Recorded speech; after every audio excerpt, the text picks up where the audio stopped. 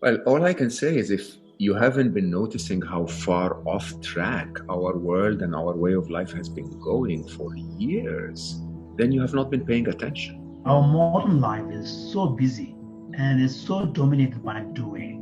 We in the developed world have become overly obsessed. We've kind of lost the plot and believe happiness is this external thing. It has nothing to do with how big the car, the house, the camera is. Yeah. It has to do with this deep, deep, deep discovery of one's own wealth. We are in a almost unique moment in human history. We have time right now. We have time to see our lives and to redefine and say, hey, wait a minute.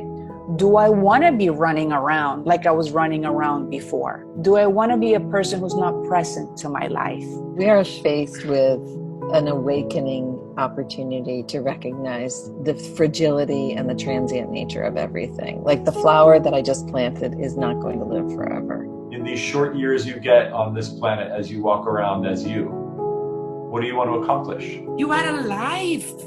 It's a pleasure to be alive.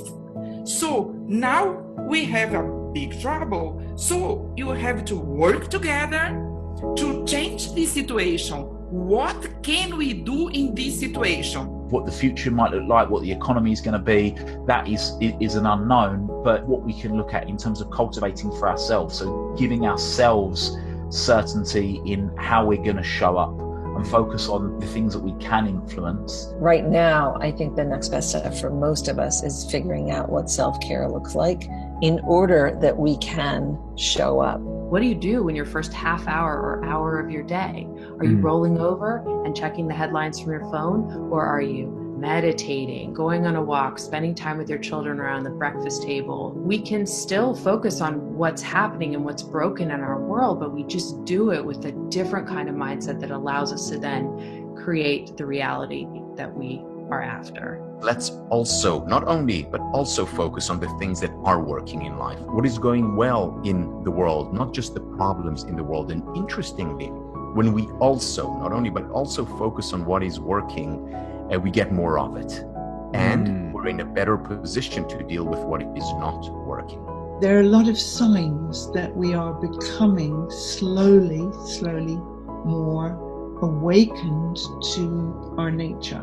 That body called Mo and this body called Dan and everyone else listening, we're just part of the Pando reality of interconnection. We're all part of the same essence. The butterfly, the bee, the gardener, the hose, the water, it's all the same. It is who you are at your center. Own it, live it, smile, and move.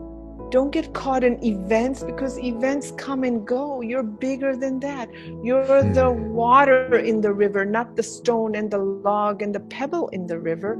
You're the force itself. Individually, I hope that we will recognize where we come from, which is nature. And if we have that recognition and that awakening, we will start innovating and creating differently. Maybe, and I really scream from the top of every mountain that I've stood on, maybe human beings will wake up Yeah. and realize where we are and what we've done.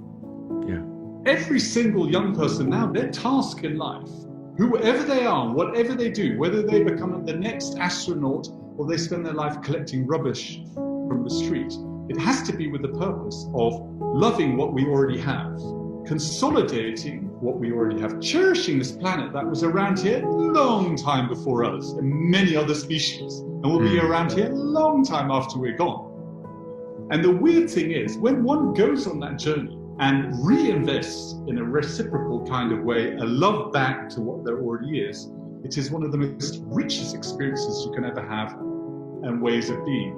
Coming out of this, I hope we will not rush back to business as usual. And that's actually the reason why I record this podcast. I'm trying to inspire a different way of being, of seeing that we don't have to go through the world the way we were told to go through the world.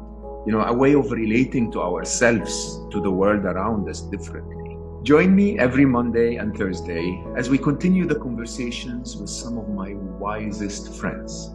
We will be sharing inspiring life stories and the occasional nugget of wisdom. This will be your invitation to slow down with us. Welcome to Slo Mo.